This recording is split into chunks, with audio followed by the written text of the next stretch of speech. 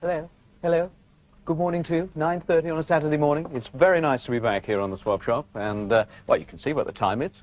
In fact, would you like to come and travel through time? Come on in. From the mid-70s to the early 80s, young viewers of Saturday morning television in the UK were divided into two camps. You were either a Swap Shop kid or a Tiswas kid. So today we're diving back into that great divide to settle the score once and for all, or at least take a warm nostalgic look back at these two titans of British children's television.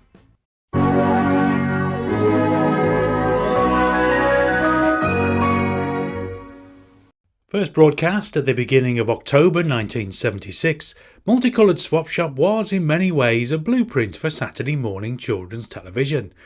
Although perennial rival Tiswas had actually debuted 2 years previously, in 1974, this was only in the Midlands ITV region, so was yet to become a national phenomenon. As a result, it was Swap Shop that really pioneered the live nationwide Saturday morning format. On BBC One next Saturday, the return of Multicoloured Swap Shop. Noel Edmonds, Keith Chegwin, John Craven and Maggie Philbin present a non-stop live 3-hour package of cartoons and competitions, jokes, action and the very best in pop music. There'll be chances to phone in and talk to the experts and a whole galaxy of stars. Lots of new ideas and features, so don't miss the start of Multicoloured Swap Shop next Saturday morning at 9:30 on BBC One. Every Saturday morning, cuddly Noel Edmonds would be at the helm for more than 3 hours of live fun. Each week there would be regular cartoons, star guests answering viewers' questions in the studio and over the telephone, and news segments from Noel's fellow knitted jumper enthusiast, John Craven. And finally, a part of London will be taken over today by several booths with Mr. Punches, Judys, crocodiles and policemen. It's all an idea to start a Punch and Judy group which would keep the traditional entertainment alive. It's happening in Covent Garden, and at least 22 Punch and Judy operators, all called professors, will be performing. And that's the news at midday. Now back to Noel. At the very heart of the show was the swap. Viewers could phone in to trade their unwanted toys or goodies with other kids across the country. This all peaked with the famous Swaporama events. Roving reporter Keith Chegwin would turn up at a different location each week, and thousands of eager young fans would flock to see if they could get rid of that dusty old board game in exchange for something far cooler. Speaking of Cheggers, he, Noel and fellow presenter Maggie Philbin briefly formed a pop group called Brown Sauce in 1981. Their single, I Wanna Be a Winner, peaked at number 15 in the UK singles chart and stayed in the top 40 for 9 weeks. Each week, the celebrity guests in the studio would bring along a prize that viewers could win by answering a question put forth by the celebrity. Answers had to be written on a postcard, which would then be drawn live on air the following week. We'd all try to make our postcards as big and bright as possible, hoping it would catch the eye of whoever was drawing the winner out of that giant clear plastic globe. Not that it ever worked, mind you. Your swap, please, Adam. You've got a lot of things laid out here. Right. Well, this is the Ant logo, designed by Danny Kleinman, a friend of mine, and this was the thing for the Frontier Tour, the T-shirt for the Frontier Tour, and they're no longer available. Great. And there's a matching scarf, hanky, that goes around the neck or whatever, or wherever you want to put it. The badge, which is a sort of brooch thing. The album, folks. Right. And the poster, well, there's two posters. There's the tour poster and the poster for Kings of the Wild Frontier. And my personal thing, this is, it's a belt buckle. It's a brass belt buckle that, it's a pirate belt buckle that I wore on the tour, and it just sort of fastens onto, you know, any belt. But I did wear that one on the tour, so I thought that would be quite a nice personal memento. Nice memento. For an Ant fan. A question. Yeah. Need a question so people can write in on a postcard with the answer. What I want to know is how many different species of ant there are in Great Britain. That's what I want to know. Could you name every ant in Britain, You thought I was please? going to ask what my album was called or something like that. I wanna know Right, that. well, there's obviously more than one species of ant in the UK, so we'd like to know how many there are. That's the question.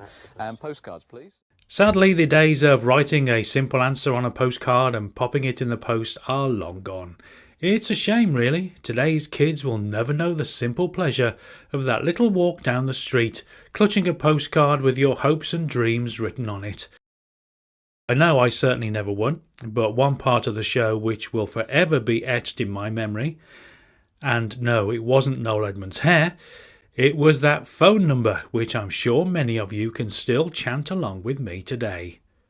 01 811 8055. Would you like him to do a personal roar for you, Jackie? Yes, please. Right, hang on, here he comes.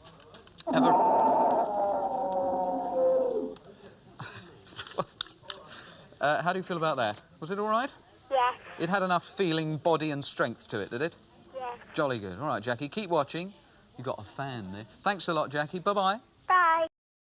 If the BBC's Saturday morning offering was the polite, well-behaved student at the front of the class, then its rival over on the ITV network was the anarchic kid at the back, just waiting to start a food fight.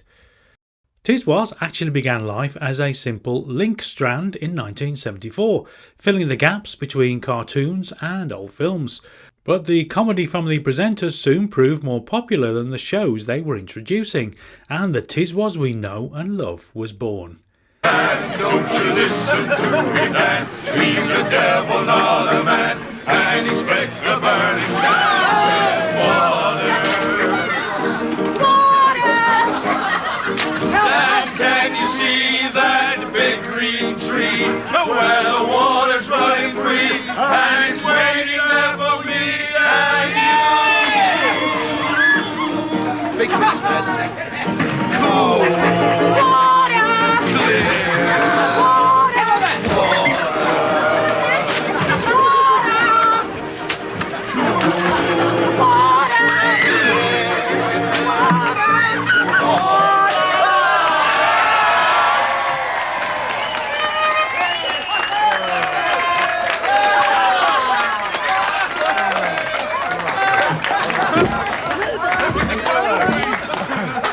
By the way, if you've never been entirely certain what the title meant, Chris Tarrant confirmed on a 2007 Tiswas reunion that the letters stand for Today is Saturday, Watch and Smile, though many people often thought it was Wear a Smile.